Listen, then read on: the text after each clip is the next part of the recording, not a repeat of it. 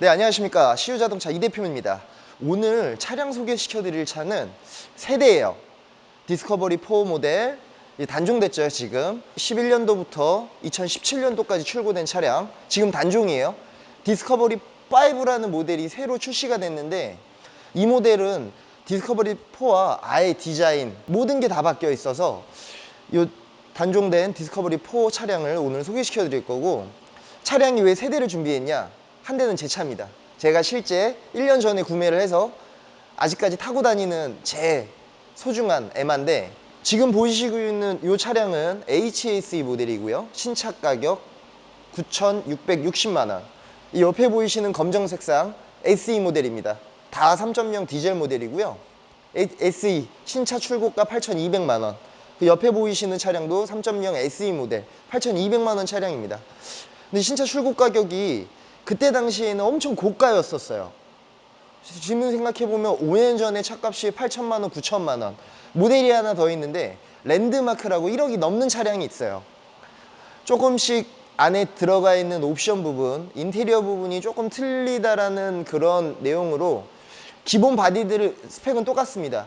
싱글 터보, 배기량, 출력, 마력 다 똑같아요. 단순하게 옵션과 등급으로 나뉘어져 있는데, 지금 현존하는 중고차 시세 가격이 감가상각을 보시게 되면 최근 1년 많이 올랐어요. 최근에 많이 오른 이유 중에 하나가 출고량이 적고 수요와 공급의 법칙으로 인해서 고객들이 수요층이 더 높아요. 공급하는 저희 딜러들보다, 공급하는 물량보다 수요층이 더 높습니다. 근데 고객분들이 가격이 비싼데 감가상각이 많이 안 이루어지는데도 왜 사냐? 제일 큰 이유 중에 하나가 보시면 아시겠지만 감성이 너무 좋습니다. 디자인에서 오는, 그리고 실제 운행을 했을 때도 만족도가 굉장히 높아요. 제가 왜 아직까지 1년 동안 보유를 하고 있냐? 간단하게 설명을 드리면 이런 부분이에요. 차가 플러스와 마이너스를 보통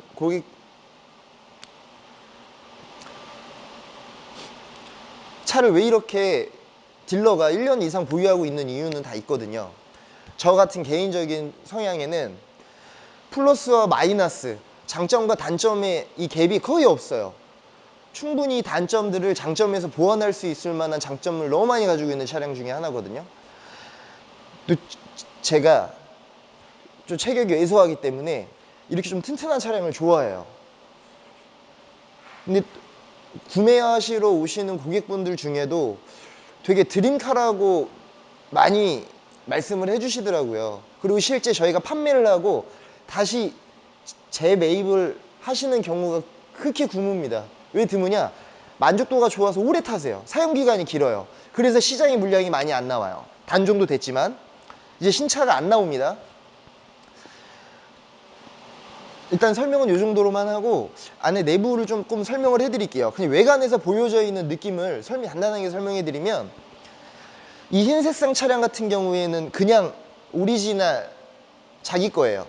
근데 옆에 보이시는 검정색 모델과 제가 지금 타고 있는 HSE는 다 블랙 패키지라고 합니다. 뭐가 틀리냐? 이 그릴 부분 도색과 휠 도색, 미러, 손잡이, 제가 누누이 말씀드리지만 이 흰색 차량에서 배색 조합이 크롬 몰딩과 검정과 흰색이 들어가면 차가 꽂힐 수밖에 없어요. 차가 너무 좋아. 제 개인적인 취향으로 차를 만들어 봤는데, 이 휠 인지업과 이 크롬 몰딩, 블랙으로 도색을 했는데 이 도색 퀄리티에 대한 가격 차이가 크거든요. 저는 꼭 만약에 크롬 몰딩이라든지 아니면 이런 도색 관련한 작업은 특히 이 외관에서는 꼭 고퀄리티로 하라고 추천드려요. 그 이유 중에 하나가 사용기간이 길어요. 이 페인트에 따른 그런 퀄리티도 틀리고, 마지막 코팅 작업, 그 다음 열 처리 방법에서 좀 퀄리티가 나뉘어져 있는데, 이런 감성을 내고 싶으시면 돈을 좀 더 주시더라도 좀 투자를 하세요. 그리고 보이시면 이 발판 같은 부분이 옆차 다 틀리거든요. 이게 그때 당시 나왔던 발판이에요.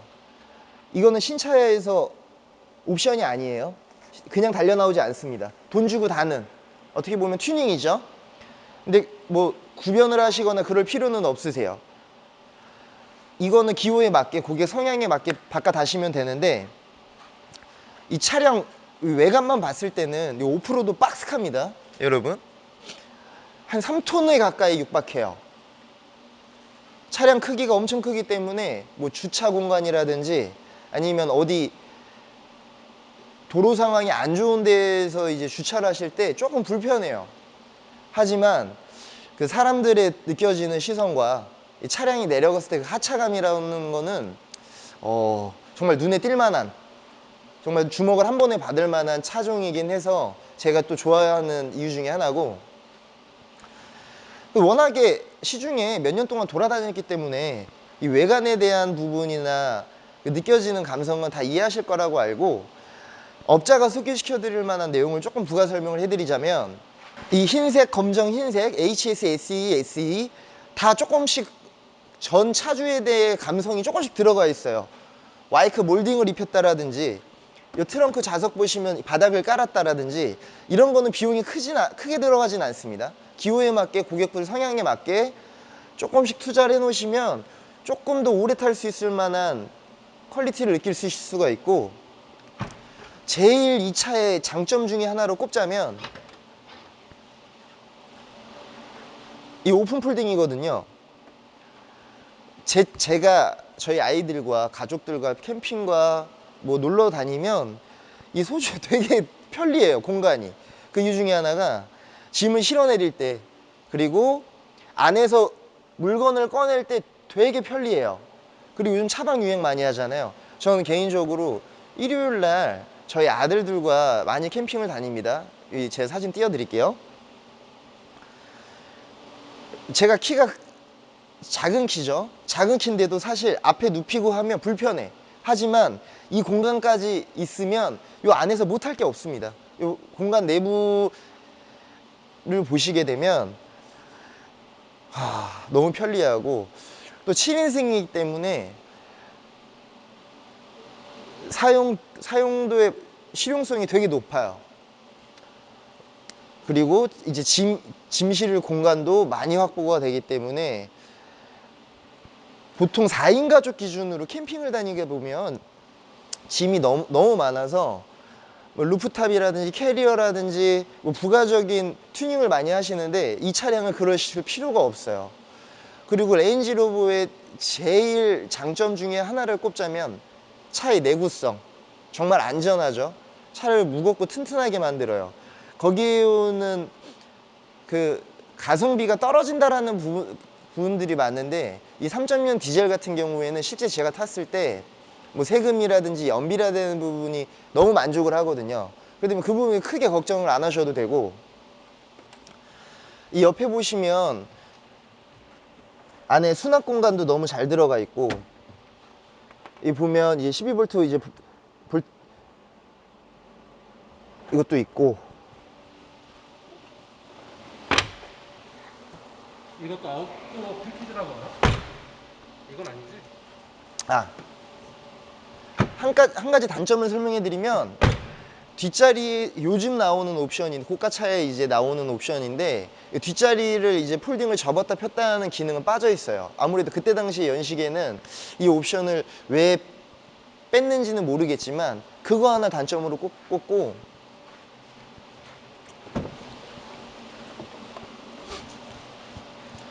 안에 내부 보시게 되면 그 전 차량분이 거의 뒷자리를 타지 않았어. 사용 감도가, 쿠션 감이라든지 이 가죽 그 우는 정도라든지 너무 깔끔하거든요.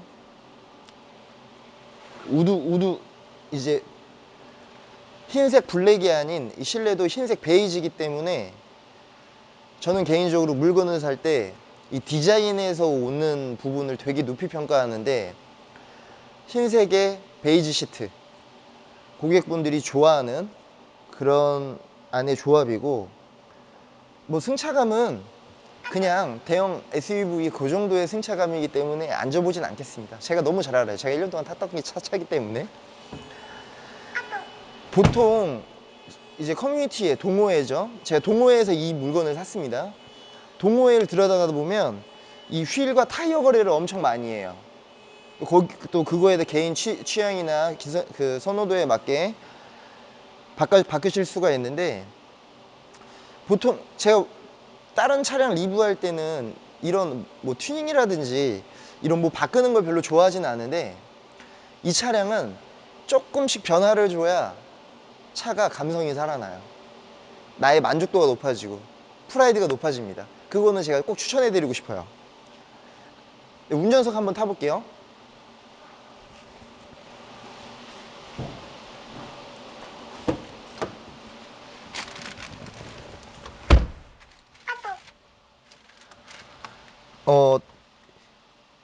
제가 디스커버리 4의 장점 부분이 많다고 말씀드렸잖아요. 그렇다고 단점을 말씀을 안 드리는 게 아니고, 한 가지 말씀을 드리면, 저는 뭐 대형차서부터 좋은 차를 많이 탔기 때문에 이 승차감에 조금 민감한 부분이 있거든요. 근데 이 3.0 디젤은 소음이 다른 3.0 디젤보다는 조금 데시벨이 올라가거나 아예 없는 차량들이 있어요. 이건 이제 키로수에 따른 그 세월에서 오는 이제 소음이 나거나, 아니면 이 제작자에서 똑같은 엔진을 가지고 차를 만들지만 이 디젤 소음들이 조금씩 틀리거든요. 그리고 이 차를 딱 탔을 때 조금 불편한 감은 있어요. 이 시트 조절을 통해서 이 부분을 조금 해소하는데 조금 떨어져요. 이 차량을 딱 앉았을 때 이 편안함? 이 금액에 맞지 않는 그런 딱 앉았을 때 승차감은 있지만, 이 주행이라든지 아니면은 이 장기간 운전을 했을 때에 대한 피로도는 그렇게 높진 않아요. 그냥 딱 앉았을 때 조금 불편한가? 이런 조금 헷갈리는 정도? 저는 탈 때마다 느껴요. 어제는 괜찮았었는데 오늘 조금 불편한 것 같네? 뭐 요런 느낌만 있다 보니까 이걸 저는 제일 단점으로 뽑고, 제 개인적으로 요즘 차량들은 다 디지털화돼 있죠. 공조기라든지 PC라든지 이런 기아봉 자체가, 이런 옵션들 모든 이 센터피시아를 구성하고 있는 모든 다 디지털화되어 있는데, 저는 개인적으로 오히려 이런 아날로그틱한 부분이 더 좋거든요.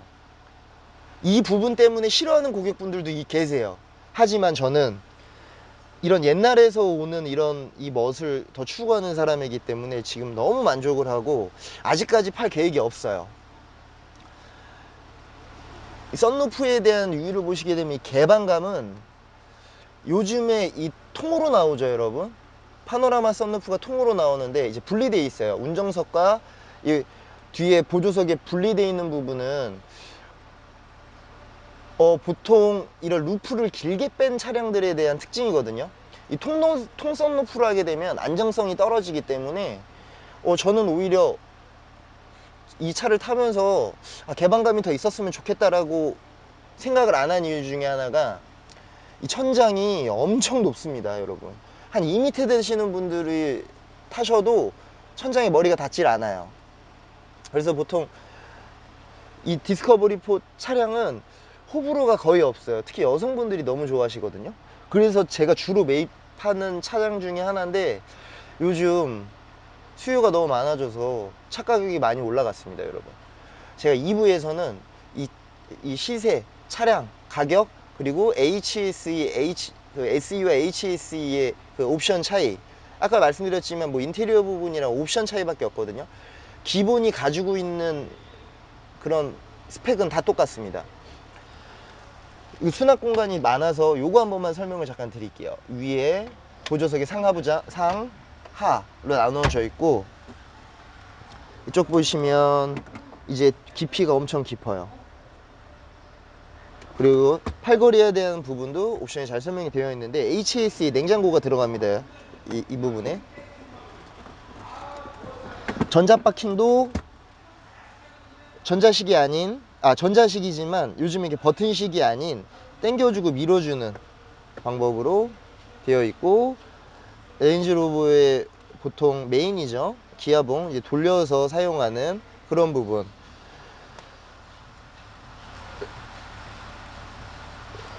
메모리 시트라든지 기본적인 옵션 에어백 이건 다 갖추고 있기 때문에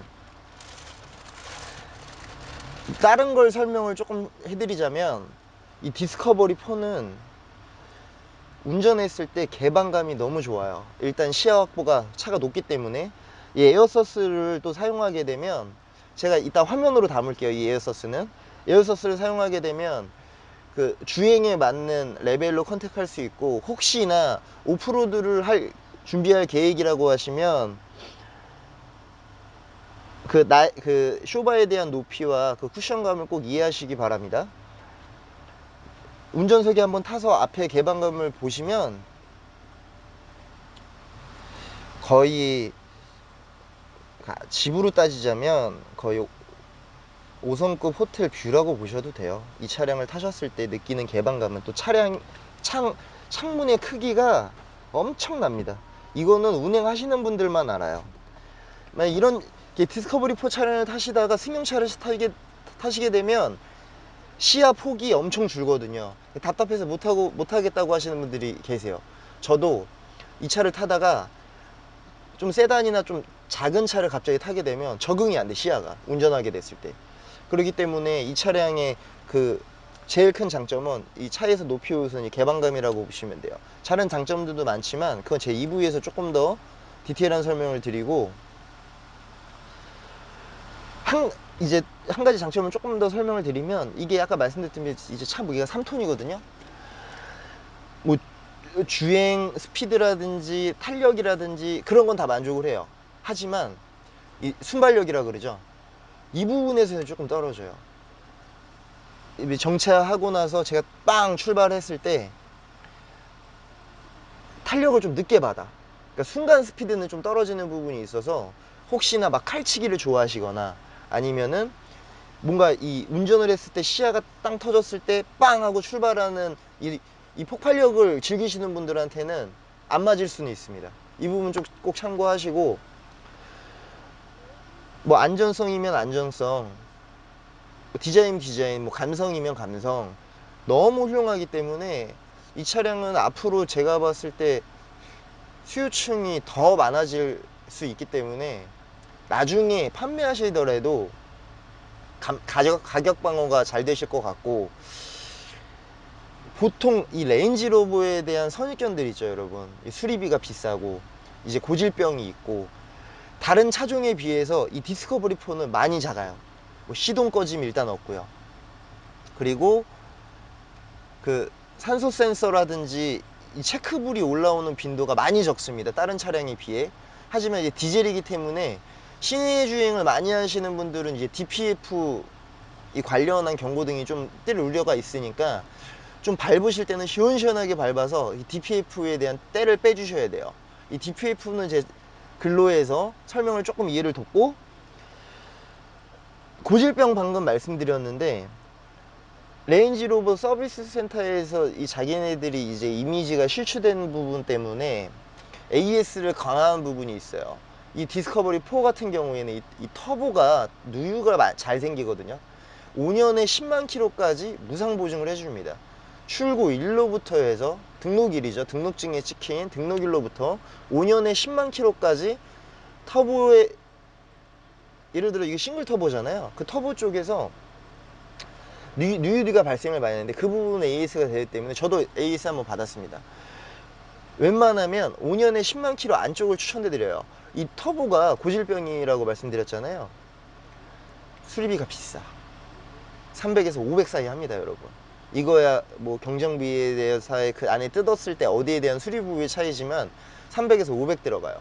그렇기 때문에 만약에 이 레인지로버의 선입견들 좀 갖고 계신 분들이 계시면 웬만하면 좋은 연식에 좋은 키로수를 택하라고 말씀을 드리고, 그 꼭 이 차량에 관심 있으신 분들은 그 동호회 커뮤니티를 꼭 이용하세요. 이렇게 뭔가 특수성을 가진 오프로드잖아요, 박스카고.